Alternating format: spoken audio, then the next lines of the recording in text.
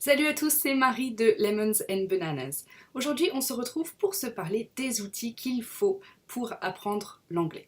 Qu'est-ce que j'entends par là? J'entends tous les sites internet, les applications, les blogs, les services en ligne, etc.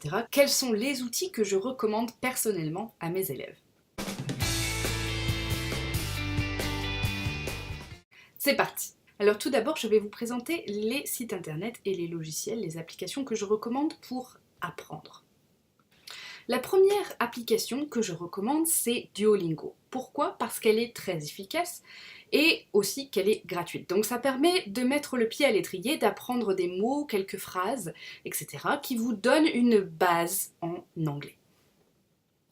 Si vous êtes super sérieux pour apprendre l'anglais et que vous avez un budget conséquent et que vous voulez faire tout ça en ligne, eh bien je vous recommande Rosetta Stone.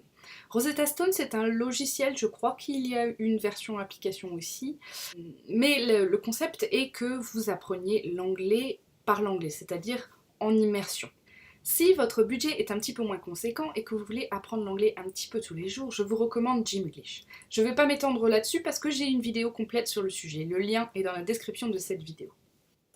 Si vous cherchez plutôt une méthode papier, je vous recommande la méthode Assimil.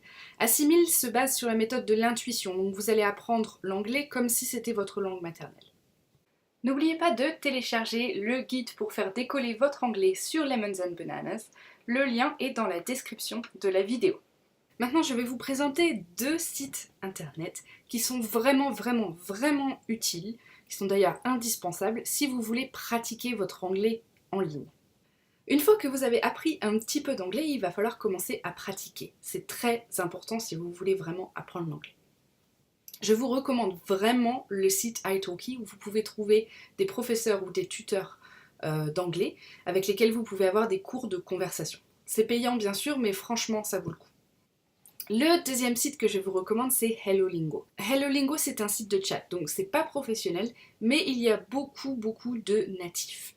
Pas forcément anglophones, mais beaucoup de personnes qui apprennent l'anglais et qui ont déjà un très bon niveau et qui peuvent converser avec vous en anglais. N'oubliez pas de vous abonner à la chaîne Lemons and Bananas, cliquez sur la petite cloche pour être notifié de toutes les nouvelles vidéos. Maintenant, on va voir les outils que j'utilise personnellement régulièrement.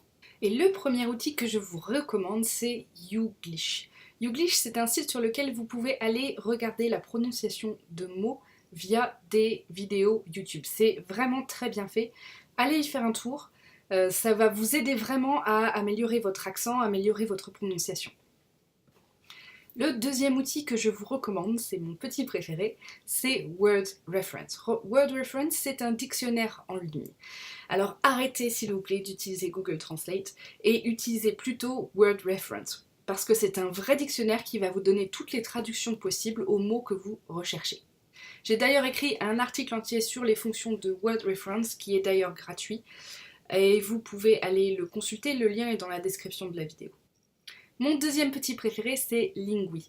Lingui, c'est aussi un dictionnaire en ligne, mais à la différence de Word Reference, il va vous montrer des traductions en contexte. Et ça, c'est vachement intéressant si vous cherchez, par exemple, des mots très techniques. Si vous avez un niveau un petit peu plus avancé, un outil qui est vachement utile aussi, c'est le Thesaurus. Thesaurus, c'est tout simplement un dictionnaire de synonymes.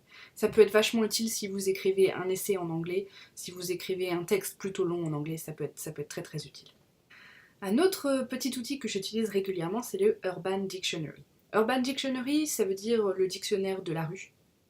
Et en fait, c'est plein de ces petites expressions plutôt jeunes qui n'ont pas encore fait leur entrée dans le dictionnaire, ces petites choses que vous allez entendre dans des chansons, mais que vous n'avez pas trouvé la traduction. Vous pouvez aller les vérifier sur le Urban Dictionary. Le dernier outil que j'utilise personnellement régulièrement et que je recommande vraiment chaudement, c'est un Becherel. Le Becherel, l'anglais pour tous aux éditions Hatier, celui-là il est très bien, il y en a sûrement d'autres qui sont très bien aussi, allez faire un tour sur Amazon. Mais c'est vraiment très utile pour vérifier vos règles de grammaire, pour apprendre du nouveau vocabulaire aussi, un petit peu. Mais vraiment pour vérifier vos règles de grammaire, c'est essentiel. Voilà, ce sont les 12 outils que je vous recommande pour apprendre l'anglais. Vous n'avez pas à les utiliser tous, bien sûr, mais la plupart d'entre eux sont vraiment très utiles. Et vous, quels sont les outils que vous utilisez régulièrement pour apprendre l'anglais?